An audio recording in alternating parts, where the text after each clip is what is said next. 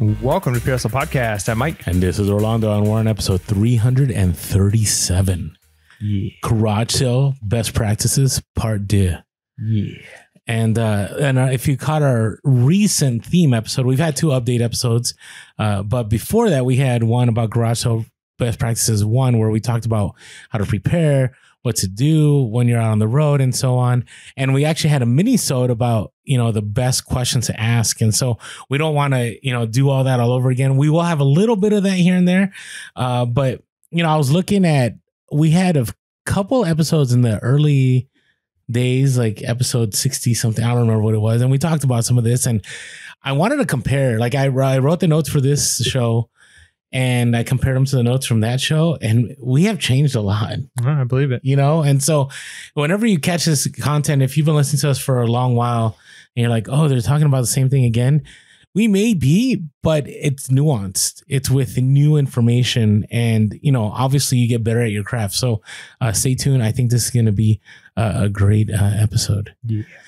All right. Now, I wanted to start off with why you should negotiate. Yeah. And this is actually really important because a lot of the feedback that we get from some people that's negative is that we negotiate too hard, or negotiations are wrong, or, things like that. And there's a lot involved in it. But the reason is you've got to negotiate. And in fact, a lot of people really enjoy it. Even the sellers at, swap meets and garage sales and stuff, that's part of the game.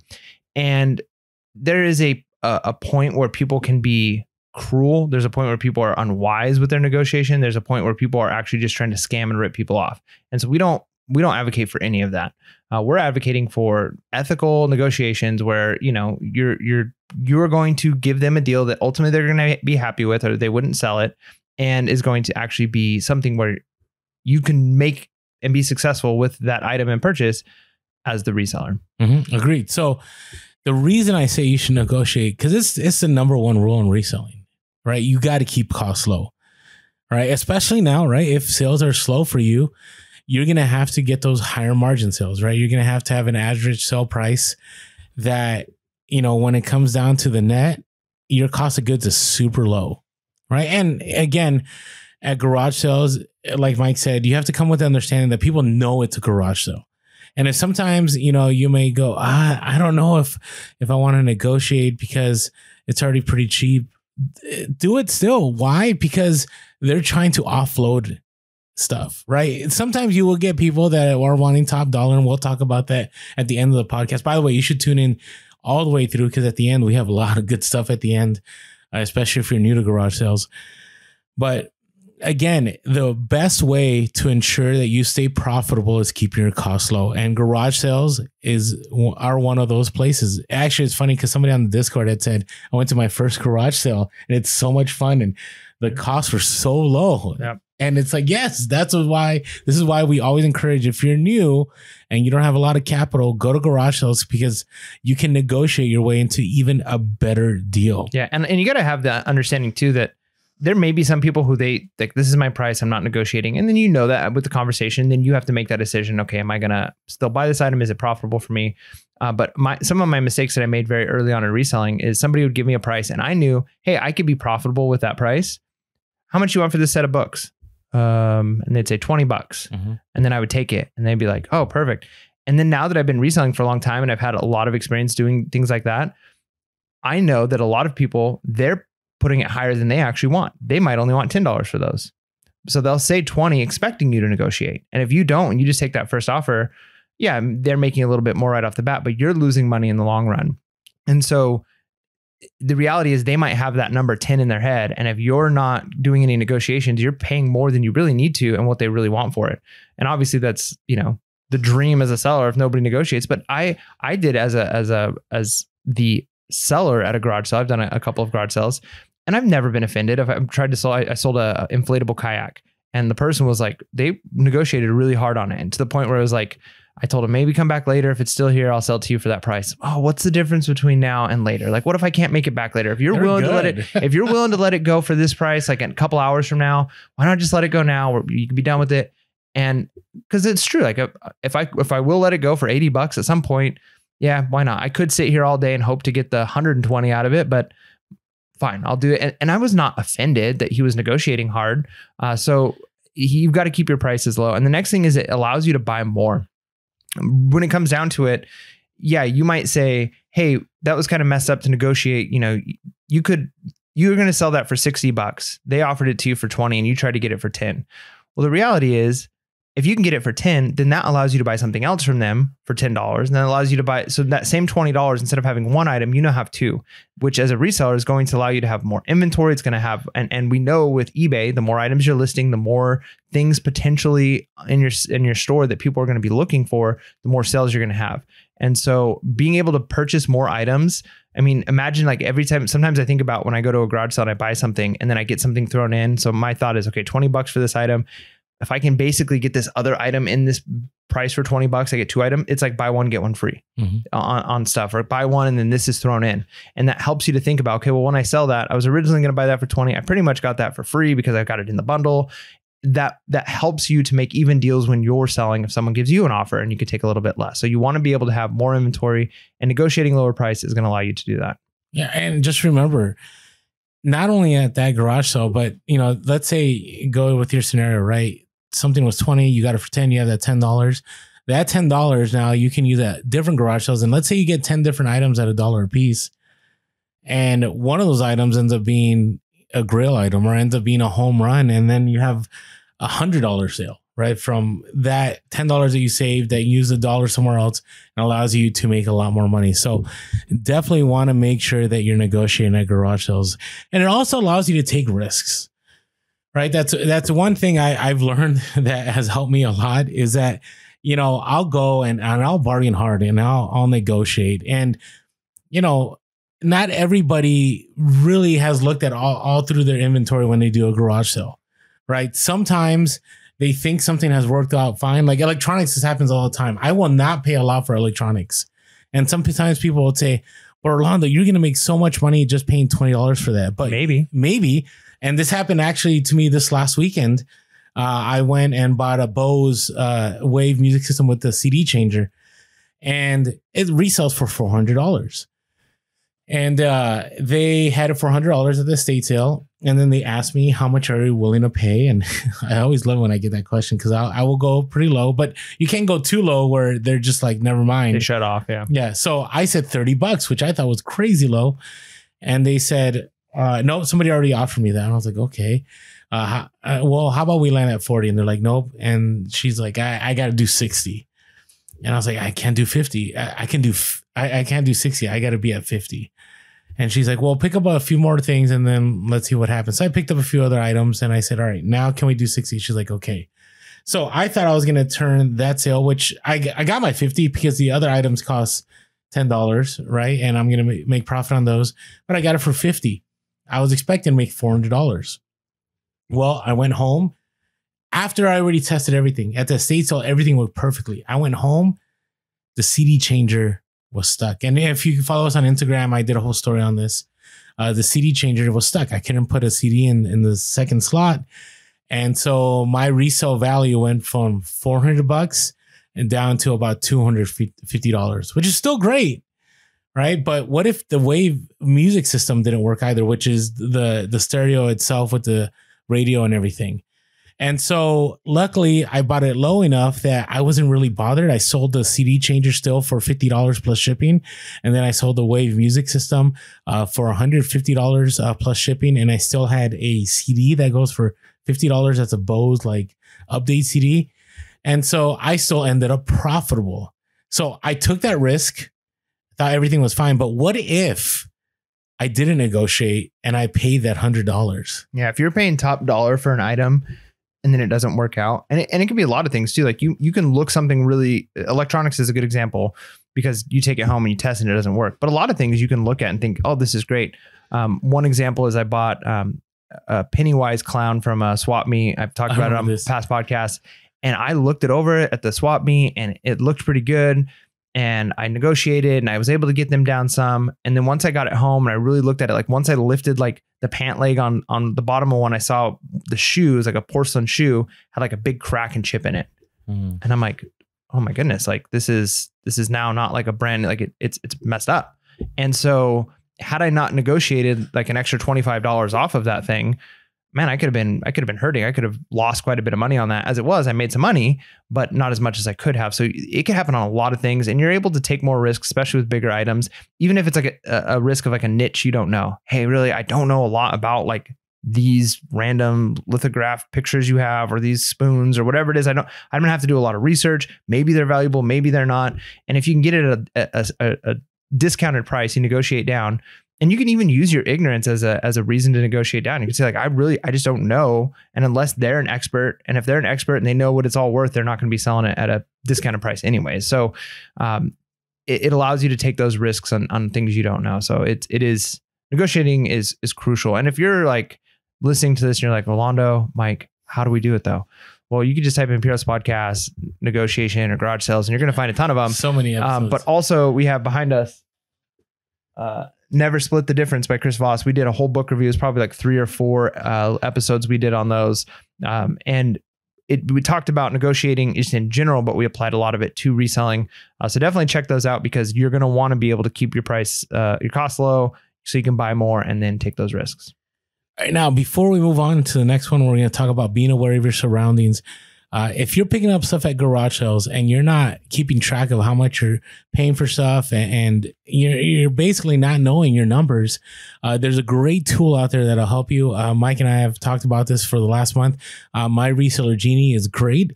Even if you do garage sales, you go to thrift stores, you do retail arbitrage, you're able to keep tracking your inventory, how much you paid for it. Then you can track how much it's sold for, and you can get a really nice profit loss detail at the end of each month. It's very much reseller friendly. It's made by resellers.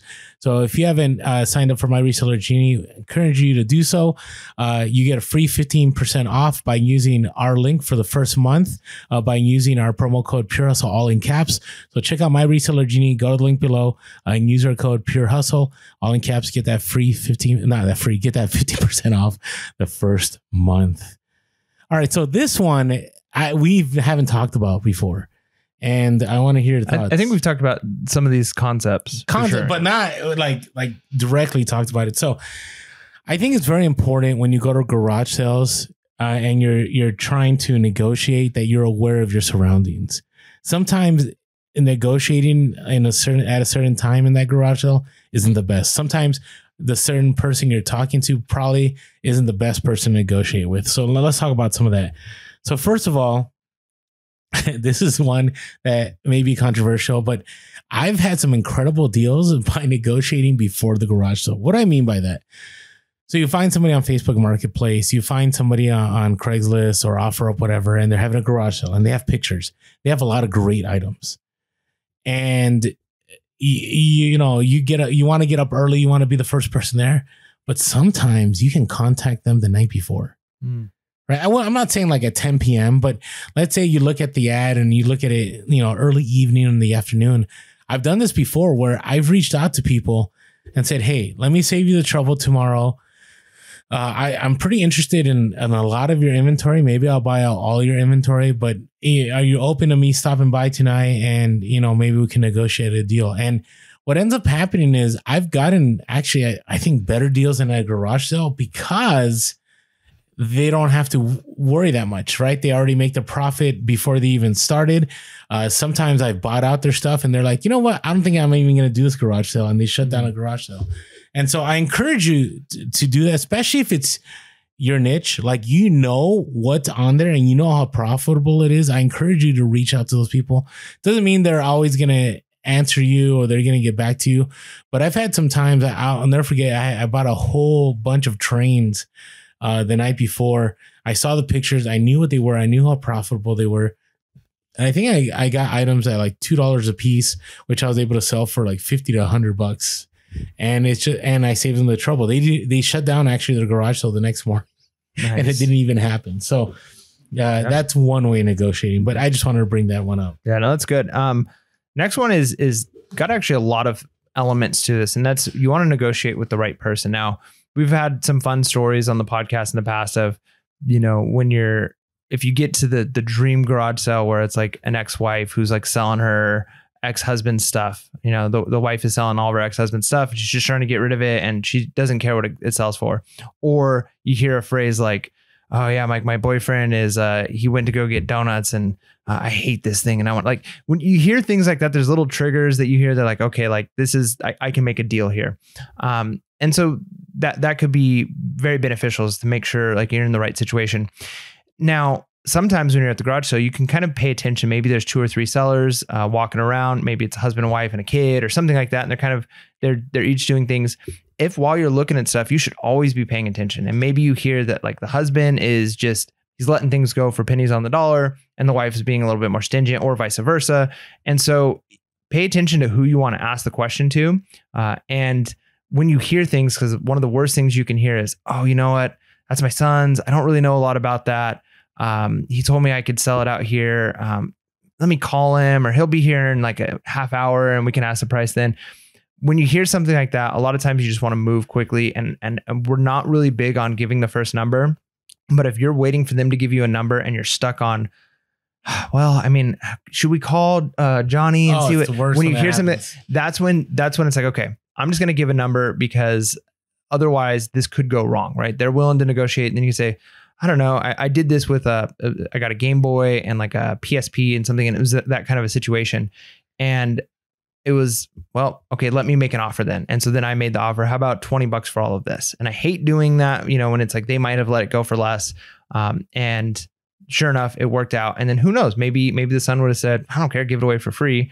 Or maybe he'd have been like, oh yeah, I don't know. I paid a lot for that when I first got it. So, and they don't know what things are worth now. So you want to make sure you're talking to the right person at a garage sale, or even at an estate sale. You can usually pay attention, even thrift stores. You know, it's like you hear the one employee and they're grumbly and they're always upset and they're angry. And then there's the one manager who's always cheerful and upbeat. And so when you talk to somebody, talk to the right person, because that's going to make all the difference. Yeah, agreed. And understand that, you know, you may go to a garage sale and there's like multiple people that are selling, right? It's like everybody put all their stuff together. Yep. Multiple families at one. Yeah. And maybe there's that one individual that is willing to deal. And then there's the other person that's not. And that's happened to me before. Make sure you notice who that person is. And the other scenario is, I'll never forget this one garage sale where the guy was really holding on to everything. But as soon as the wife showed up, she's like, get rid of it, sell it for this price. And so I knew she was she was going to lay the pressure. And so I just started picking up items, and I knew. And then you're asking her the price then. I'm asking her the price, and she ran the show, and sure enough, I was able to get good deals. So make sure you're aware of your surroundings. And this one, I've been really careful about lately. So make sure that you negotiate in a way that doesn't put undue pressure on the seller. And what does that mean? So sometimes I'll be at an estate sale, and at this estate sale, there's a lot of resellers. And what I find is people at estate sales, if you're like with them and there's nobody else around, they're more willing to negotiate. But if they have like an audience, right, there's a line or there's a bunch of other people, like they're not going to go like, sure, I'll give you 50% off or whatever. Then they're almost promising that to everybody else. Correct. And so I've had it before where I've been at a garage sale and I had a bunch of items and we were working on a price. And we were still not there. And then a couple other resellers are within ear's distance.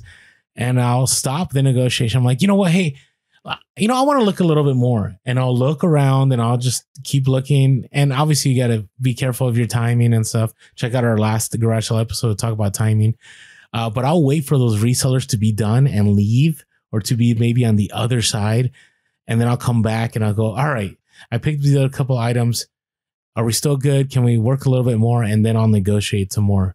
Because yes, I don't want to put them in a place where they feel that if they give me that bargain, they're going to have to give it to everybody else. Yeah. Or even if they're being asked or hounded by a lot of people at the same time, it's kind of the same situation, but it's not that you're the one instigating, but you don't want to overwhelm them. I remember I was a swap meet vendor. I sold at a swap meet.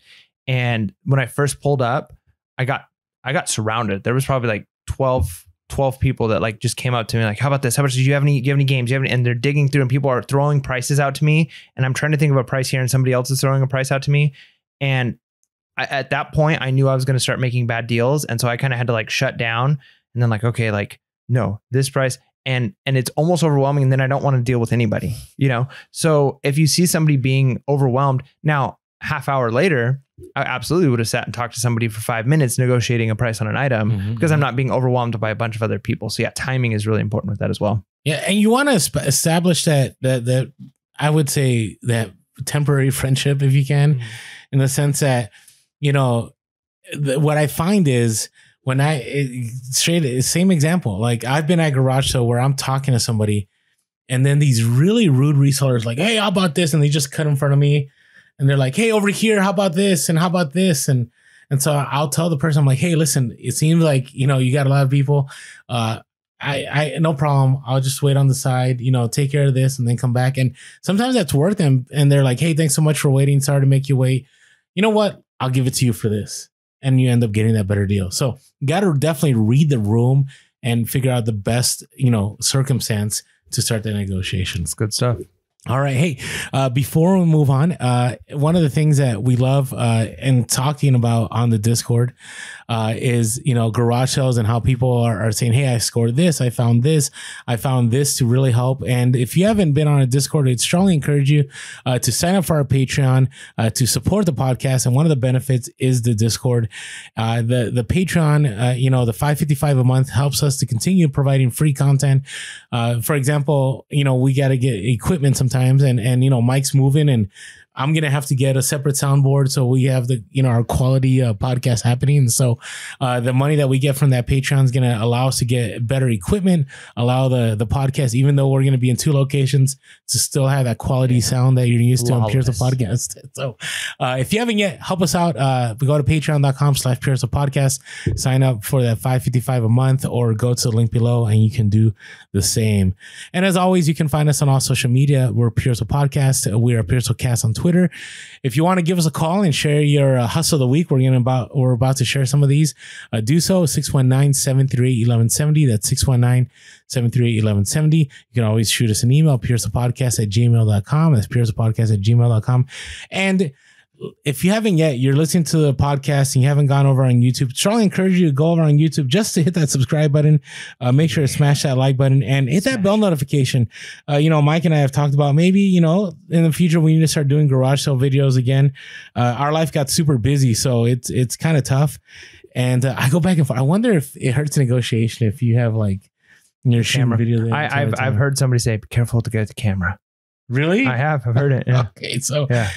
It was a negotiation situation where the grandpa or something was like, yeah, watch that guy. Be careful to get the camera when you're right. And I knew my prices were going to be bad there. See, that's why I don't. No, see, that's the thing though. That's happened to me one time, and maybe there've been other instances, but I've had a lot of times actually opens up a good, cool dialogue. People are like, oh, what, are you recording this? I say, yeah, I like to record my garage sales. I like to kind of treasure hunt, find cool things and, record. It's a lot of fun. And they're like, oh, that's so neat. And yeah, even hikes and stuff I'll record. And it ends up creating that conversation starter. And I don't think I've had it hurt me too many times. Okay. All right. Well, we always say it's great to share you're a reseller, which I agree. I don't know if it's great to share that you're on YouTube. Yeah. I mean, I don't tell them that I'm like, hey, I'm recording you or I'm recording this and it's going to be a YouTube video. I just say, I like to document or I like to record my my treasure hunting experiences and see if I ever find something cool. Know. And then I'll tell them I'll be like, yeah, because one of these days I'm going to come across a painting worth $1 million. And I'm going to want it on video. And they laugh. And then we both laugh together and then we're best friends. There you go. And you negotiate. Yeah. Okay. Hey, and if you haven't yet, go on over to iTunes. Always helps us out with those 5-star reviews. We're almost at 700 reviews. We are the most reviewed podcast, most listened to reselling podcast. So appreciate that. I just want to share a couple of the reviews here because I always appreciate these. So this comes from Jenny Muses. Said, most informative reselling podcast. These guys are so real and so helpful for me as a newer reseller. Less than a year. I've listened to every podcast I can find about my business, and this is by far my favorite. Nice. Oh, thank you. That says a lot because other podcasts too. Yeah. All right. This comes from Garrett Carr's The Greatest Reselling Podcast. Yes. Said, I've been binge listening to these episodes for the last few Morgans. Probably months. And I'm so thankful for these episodes. It has made me a better reseller, and I've had a ton of tools and bolos. I've tried other podcasts, but this one is by far the best. Also wanted to solve the great debate about prime rib versus ribeye steaks. as I grew up on a large cattle ranch. Oh man, this is going to be real. Prime rib has a greater amount of marbling, which is the fat in the middle of the steak, making the taste better and more tender than ribeyes. They are actually the same cut of steak, but prime ribs taste better. If you don't know what I'm talking about, keep listening to this podcast. Yeah. See, we need good ranchers to like sponsor us. That's right. So if you want to get your locally sourced meat directly from a rancher, we're now sponsored by Open Spot here. So if you have that business, let us know. There you go. All right. And one more. This comes from Crypt Comics. Listen and learn. I have been reselling my whole life and passed down through generations of yard sales, flea market flippers, eBayers, auction pirates, etc. Auction pirates. I like that. That's a good one. These guys are great and easy to listen to and follow. They have taught me some updated techniques that have increased my sales for sure. Keep it up, guys. And thanks for pushing us to hustle. And so really appreciate that. I do enjoy the fact that we now have meat information. Like that's really helpful. Yeah. And the fact that, Crypt Comics, who has, a ton of people that they've known reselling, they've been reselling for generations, and they still listen to the podcast, really encourages us. Yeah. So thank you. From the new to the experience. So if you haven't yet, jump on over to iTunes and drop us a 5-star review. Yeah. All right, let's talk about some hustle of the week. Come on, hustlers. It's the freaking hustle of the week. Yeah, hustle of the week. All right. So the first one comes from, I don't know how to pronounce this. I'm gonna try. Well, let me give you their names because they just let me. This is from Matt and Christy. Okay, Matt and Christy. Dendecor Depot. Dendecor. Do you know how I know that's what it is? Let me just read. Is that a brand, Dendecor? No, I like their description. Here, let me read the description right quick on Instagram. I love it now that, here you go. So Dan Decor says, pre-owned purveyors of various decor and collectible items that lean masculine. Den, I got it. Okay, so the Den. Decor. Okay, decor, I get it now. Depot. Okay, got it. It's like license plates. Sometimes Instagram handles are like license plates where you're like, it either says this or this. Okay. So I had a bulk buy locally of 12 various railroad lanterns for $200. One of the lanterns was thrown in at the last second. Paid about $15.38 per lantern once you consider the total cost.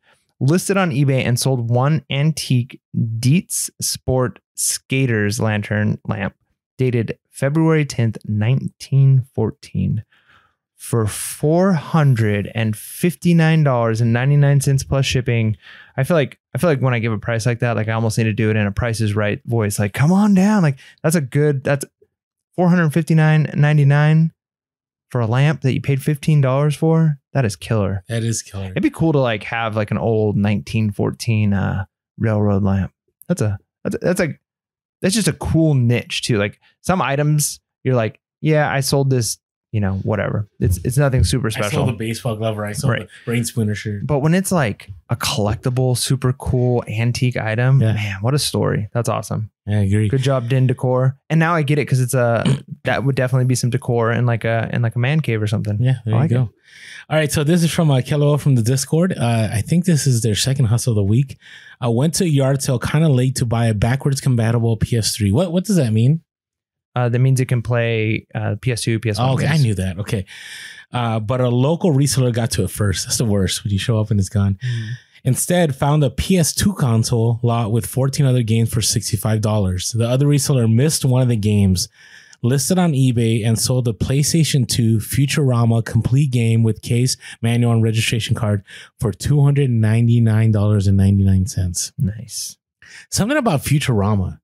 Yeah, it's got a cult following. It does. Like it does. Sealed DVDs sell for good money too. The right ones. Like I'm talking about in hundreds.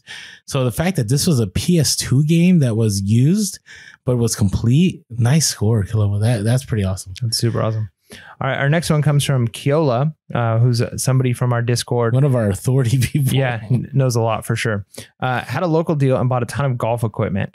So one thing that's really cool about this guy too is he actually started like restoring golf clubs. That's like an extra hobby he's taken on. So like just seeing like his experience and things he's done with that and like how he's found another way to hustle and enjoy doing it and make money. So he picked up close to 300 mixed pieces for $350. was working through them and listing. One of them, he sold a Cobra Aerojet LS 9.0 or 9 degree driver club head for, and it was just the head only, just the head for $385 plus shipping. And it went international. Those are the best sales. Put it in a box, send it off, and it's good to go. Love it. It's just wild. And I think he's not in our area, but in, within 500 square miles of our area. Nice. So it's crazy because there's so much out there. I always want to say that, but yeah, Keola, I appreciate you, man. You always drop a lot of knowledge in the Discord, and I've learned a lot from him. So, yeah, definitely appreciate you sharing your hustle of the week. Yeah, watching him, watching some of the restores he's done of like an old putter, and then he's like, use the metal grinders and polishers and polish it up, and it looks super sharp. I'm like, man, I feel like I need a new hobby, and it might be that. I don't even know anything about golf, but like restoring it must be satisfying. You ever watch those satisfying videos? That's what it is. Like, I mean, you take something that's just like, it looks all rusty and junky, and then by the time you're done with it, it looks like probably better than it looked new. Yeah. How cool. Agreed. All right. My bolo is hustle of the week. Yeah, that's what I meant. Hustle. So my hustle of the week is I think this one's pretty sweet. Kind of a cool story. So I was at home, and new podcast was coming up, in a couple of days. And this was like last week. So I was like, I need some stories. I'm going to go to a thrift store. And I told my wife, I laughed. She's like, we don't really need any more inventory right now. We're trying to get rid of inventory. And I said, I know, but I can go to the thrift store and look around, and I just want to see their prices. I said, most likely the story I'm going to get out of this is that thrift store prices are still way too high. Right. And she's like, yeah. She goes, don't buy anything. I said, I'm not going to buy anything unless it's like a $50 profit or something. I'm just going to look real quick. So I go in, I'm looking around. Sure enough, I walked the whole store, didn't see anything, looked at my normal stuff. And I'm like, well, that's going to be my story, is thrift stores still suck in this area. And then I'm like, I'm just going to quickly glance at the books. I haven't looked at books in a long time. And I saw like a whole row of like textbooks. And so I'm looking through them, and they're like college level textbooks. They're all different. They're not like one textbook, but it's multiple textbooks. And they were like computer science stuff, and then also like language development books. Like, so there was like probably 6 or 7 of each of these. So I'm assuming somebody went to college. Those were their major and minor or whatever it was. And they just donated all their books. Okay. So I'm scanning them, and I probably scanned more than half of them. And they're all like, sells for $6 on eBay, sells for $8 on eBay. I'm like, just not worth it. Even if the books are only $1 here, $2 here. And then I scanned one, and I see that the USP didn't come up. I'm like, that's weird. Like, wonder why the USP. I flip it over, and I see that it is the instructor review copy of a book. So if you don't know, in the teaching field, a lot of times before new curriculum is adopted, the publishing houses will send to a school, like, here are the textbooks that you would potentially have in your classroom. And so it's a lot of times they'll have like a special marking on it saying like, instructor review edition or copy. And it's the actual textbook, but it's just different binding or different cover print on the top. And so I looked up the textbook, not the teacher review one, and they're going for like $70. And so I'm like, okay, I'm going to be able to pick this up for $1.80 with my discount, because it was at the Goodwill, place that shall not be named, the store that shall not be named. Yes. And so I got it for $1.80 when it was all said and done. And I'm like, even if I have to knock down a little bit of the price because it's instructor review edition, because there is a lot of sold. They're like in the last, probably couple of weeks, there's been like 8 of them that have sold. So like, it's obviously an in-demand book. I'm like, even if I have to sell this for $60 or $50 because it's instructor review, which if anybody knows, it's the same book. It's the exact same book. It's not going to hurt them at all. But it even says second edition, like within the print of the binding is the picture of what the actual binding looks like. So I ended up buying it. I walked in the house, and my wife was like, you said you weren't going to buy anything. And I said I wouldn't buy it if it wasn't a $50 profit, and I'm going to make $50 on this book. So yeah, that's textbook. Textbook is the hustle of the week. You never know. Different textbooks can be profitable. Check them out. Yeah. And obviously be aware, like Amazon has gated a lot of companies, but you can still sell them on eBay. So, all right. So mine was interesting. And I posted this on Instagram a few days ago.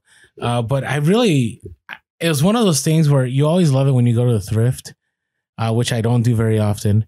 But when you go and you drop like, $200 to $300, and then you find that one item that's going to pay for everything. Mm-hmm. And that's kind of what happened. And this item, I'm not sure why everybody missed it. Now, Lenox, Lenox, most of their stuff isn't worth very much, but there are some collector items that people want. And so I saw this box and it said it had a $30 price tag. And I'm like, oh, like that's a lot. But I mean, maybe they looked it up and they thought it was valuable. So I look it up, and sure enough, I looked it up. It was Lennox, like this series, and I'll talk about it in a moment, of collectible. Like, you know, it's kind of like every like Christmas, like Department 56, they have like the Village. Yeah, the Village, they have like the different ones. And so I looked it up and I saw that 5 of them had sold and there were 2 listed that were brand new. And I was like, all right, sell-through rate's great. But there's not a lot of them. And so I saw that the recent ones sold for about $300 and that the ones that were listed right now were listed at $399 and they're new. So I'm like, all right, if I buy this for $30, I can probably sell this for close to $300 because, you know, people are going to save $100 and they're going to get the same item. It may not be new, but it's the same item and it's in the same condition. So I picked it up and I let it sit in my death pile for like 2 weeks. I don't know why I didn't list it. I just was like, yeah, I just didn't list it. So I listed it, and sure enough, I listed it high too. I listed it at $399.99 with the 30% off sale and then a coupon. Here's what you got to be careful with comps. On eBay, if somebody buys something for a certain price and they use the coupon, it doesn't tell you the coupon price. It tells you what it sold before the coupon. So you got to be careful with comps, because my comp, if you were to look this up, it says that I sold it for $280. I actually sold it for $230 with a 20% off coupon. Does it have the green slash if it was bought with a, because I know they do the green slash through if it was like an offer. Do they do that with if it was a coupon? No. Oh, interesting. So you might be looking at comps and it may not be the comp. I don't know, but so you know what? I don't think it does. No, see, it just, no, it doesn't. No, so, but that's you looking at your sold. Like if I'll look it up real quick. Well, I'll do it real quick. I know what it is, but so I ended up listing it high, knowing exactly what it was. And so it ended up selling super fast. It sold within 12, not even 12 hours. I think I want to say it was like 6 hours. So if you ever have something and there's a great sell through rate, and no, it doesn't look, I'm looking right now. Oh yeah. Right. Interesting. So the comp's $50 off. Wow, man, this is a game changer. I think we need to talk about this in a future episode. Yeah. Again, these are tricky things that eBay's doing. Like I mean, I don't know. It just kind of, anyways, whatever. So look at that. New one sold for just $20 more according to this, or did they? Exactly. Right. Yeah. So anyways, what I ended up selling, you're probably wondering. So I sold a Lennox Mistletoe Park Series department store Village Treasures. It's just a building. Like, and you put batteries in it and the light turns on, but these are highly collectible. Like, look at all these. There's one that's a church. There's another one that's just a building. And so these sell pretty well. So turn $30 into a $230 sale plus shipping. Or if you look up comps, $280. Yep, that's good. So, I thank everyone for sharing your hustle of the week. Yeah. And hey, here's another thing that, we always like to talk about, and it's the fact that we use Skull Shaver and it helps keep our domes nice and smooth. Yeah, I love my Skull Shaver. I'll tell you what, without getting too sentimental and sappy, the time, maybe sentimental is not the right, but the time that I spent having to go back and forth to the hospital. My son was in the NICU, all the resale, like everything, like my whole life was like turned upside down. But it was nice because I could still do the Skull Shaver thing, like in the car or just like really quick. And just having a tool like that in your arsenal, it saves you headache and time in a lot of different ways. So like if you're getting up in the morning, you're about to go to some garage sales or do some thrifting or a local deal, and you want to look your best, and you've got a bald, beautiful dome like we do. Something like Skull Shaver is going to save you time. And in our business, in reselling, time is money. And so anything like that that's going to take a little bit of stress away and save you some time, totally worth it. We love our Skull Shavers a ton. Yeah. So go to the link below and use our code Pure Hustle and you'll get that 15% off. No, sorry. That's right. So Reseller Genie. 10%. You get some kind of discount. You get a discount. So this is not false advertising. You will get whatever discount they give you. Yes. But it helps us out. So. It says in the description what it is. All right. Hey, So let's talk about some different tips to negotiate here. Yeah, this is the good stuff. This is the juicy stuff. All right. Now, this is kind of an interesting one. Only share comps when you have to. And what I mean by this. So sometimes you have something that's valuable and it's at a garage sale and you can make good money on it, but they have some crazy price on it, right? Maybe because they have sentimental value, maybe because somebody told them, maybe they looked up, how much things were selling for. Yeah, a lot of times they'll look on eBay and they'll say like, there's these listed for X amount. Correct. So what you can do is you can actually share with them comps. Sold comps, yep. Right, share with them sold comps and go, hey, listen, I know you got a price at this. This is what they're selling for. And sometimes you may get lucky. When you go to most recent, there might be some seller that sold it for super cheap. Yep. And it works to your advantage. Not always the case. And you can say, hey, listen, this is what they're selling for. I'm a reseller. I still have to take pictures. I would have to list. And you got to read the room, right? Some people will be like, I don't care what you have to do. Like, this is what I'm selling it for. But you may get some people that you share them comps and you're like, hey, listen, I have to list it. I have to pack it. I have to ship it. There's fees. So honestly, the price that's profitable for me would have to be this.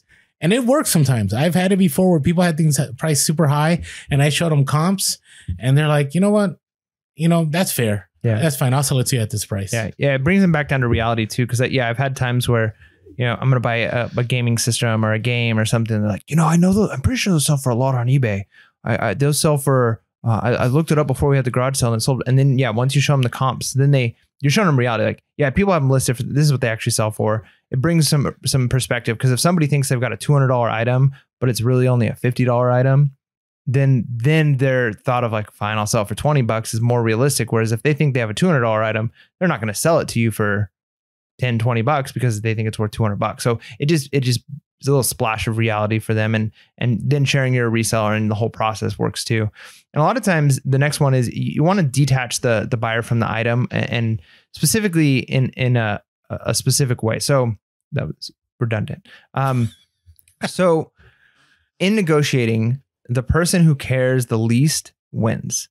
In that, if you're like super like, I've got to buy this item, I have to get this, I can't live without this item in my inventory, they're going to have a lot of power over you when it comes to negotiation. They don't have to go down very far before you're willing to take the offer. But the other end of the spectrum is if they care to kind of keep the item more than they care to sell it, you're in a bad place. Mm-hmm. If somebody's like trying to sell their roller derby skates that are unopened, but they were going to get into roller derby and they used to roller derby when they were in high school and it's got some value to them, and they're like not really wanting to let it go. That's happened to you, right? Where it's like people are like, I'll sell it for this, and it's not a good deal for you. You really want to detach them from that value of the item and kind of just make them see like, do you really want to get rid of this? Like, are you hoping to sell this today? This might one that Orlando kind of taught me that I've used too, and it's very valuable is, wow, this must mean a lot to you. And something like that, what it does is it kind of makes something like, oh, well, I mean, not really. And then you can do little things like, hey, think about it. You'll never have to see this item again. Or, especially if it's like a big clunky item and it's I've bought like an oven before, like a cookie oven, and little things like, yeah, you won't even have to worry about taking this back into your garage after this is over. And little things like that. Like once they kind of see like, okay, this can be gone. And then once you have a price too, like sometimes when you give that price, then that in the back of their mind, they're thinking, I could have this item that is really just going to sit on the shelf and I'm going to have to carry it back into the garage and store it and look at it. And my wife's going to be mad or my husband's going to be mad, or I could have $20 and they already have that number. Then they start to detach because now they have a proposition, $20 or this item.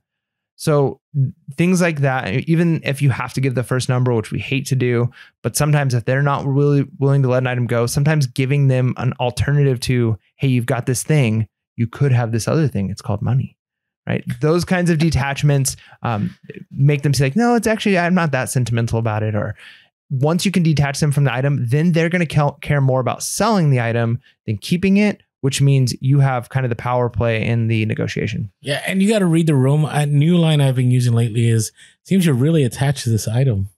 And so you get two reactions. The one will be like, oh yeah, I really don't want to sell that item, but I will for the right price. And so you go, oh, so what would be the right price be? And they'll tell you some obnoxious item, a number, and you'll go, I understand. Maybe probably you shouldn't put it out here, and I'll be real frank with them.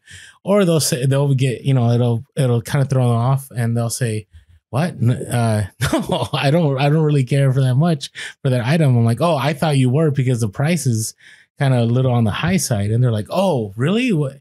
So what are you thinking on it? And then you start a negotiation process. So yes, you want to separate people from that item. And this one is pretty popular just because of all the shows that were on History Channel and so on. But you want to bundle. You don't want to do onesies or twosies on things. You don't want to, how much for this item? How much for this item? How much for this item? What you want to do is, if possible, get as much of the items you're looking to buy and put them all together. And I always say, get one item that you're kind of thinking of getting, but you really don't want, but it's on the higher end, and you throw that in the bundle. And when you start negotiating and the price is not where you want it, you remove that higher price item you weren't really wanting, but maybe, and then you can get a really low deal on something. So make sure that you're bundling to get your best deal. Yeah, bundling is great. This is one of the most powerful things is not giving the first number. This is a super important. And even though in this episode, I think already twice we've talked about times when you might have to, it's not always avoidable. However, if you can avoid giving a number for an item, because you never know, like you can offer, I'll give you just a quick example from 2 update episodes ago. I mentioned that item that I had to do a partial refund on. And I asked them like, what number sounds good to you? And you were saying like, oh, just refund half of it, right? Because one of the items broke and one wasn't. They finally got back to me and they only wanted like a 10% refund. Nice. So by waiting for them to give me the number, if I would have just given them half, they would have got way more back than they were actually hoping to get back. So by holding off on giving that number, you potentially, I've been shocked at times. I've thinking like, oh man, I'd totally pay $10 for this. Like that. If I can get this for $10, I'm going to be able to sell it, make a good profit. Like that's the number I'm aiming for. So if they tell me 30, like I'm going to try and get them down to 10.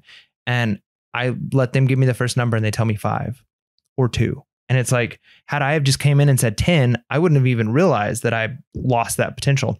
So one of the things that new resellers might be uncomfortable with, and you want to be uncomfortable with this because it's very useful, is the silence. If they try and get you to do the first number thing, and they're like, well, I don't know, how much will you give me for it? How much do you think it's worth? Then just say, yeah, I don't know. You don't have a price on it, and then let that sit in quiet, because people want to fill the void, especially if a conversation is happening. If you're just looking and perusing at things and they're not talking to you, it's not awkward silence. But the moment a conversation has started and you're in a halfway point, how much for this? I don't know. Give me a number. Do you want to role play this? No, again? We've already role played it. Come once. on, it'll be fun. No, so how much for those pit vipers, Mike? What are you thinking on those? I'm the negotiator, though. You're the negotiator? Yeah, you're the seller. You have the pit vipers. I want them. Oh, you want the pit vipers? How much for those pit vipers? What are you thinking on those? Okay, these pit vipers. I don't know. I mean, I think they're pretty valuable. What do you want to do? I mean, they're pretty nice. I mean, they're used. I don't know. What are you thinking?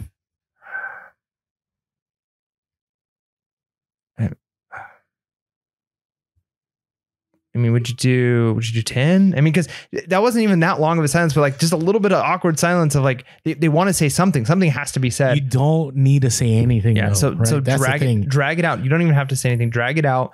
And people want to fill that void with saying something. So even if they're like, they might start asking you their questions, you can respond to their question if you want to. I mean, obviously don't like just completely ignore them, but the longer you can go without saying a number, they're eventually going to throw a number out. I will go 30 seconds to a minute. Yeah. Just not saying anything. Now, the only time that really doesn't work is then if all of a sudden other people are asking them price on things and they go off and they're distracted. Yeah. Again, read the room. But right. Yeah. So, but it's a very powerful tool. So definitely don't be afraid to do the awkward silence, because when they give you a number, that gives you a starting point. It's your anchor. And so the only time that you should, and it's not on our list, but the only time that you should, if you have to give the first number, is anchor low and give them a range. So like this, like a bonus tip for you here. But if you're thinking, hey, I would pay up to $10 for this, then you could say like, I don't know, I was thinking like $5 to maybe $10. And then now they hear 2 numbers and they'll, oh yeah, 10. And they'll take 10 because that's the higher of the 2 numbers, because you gave like a low anchor to kind of offset that.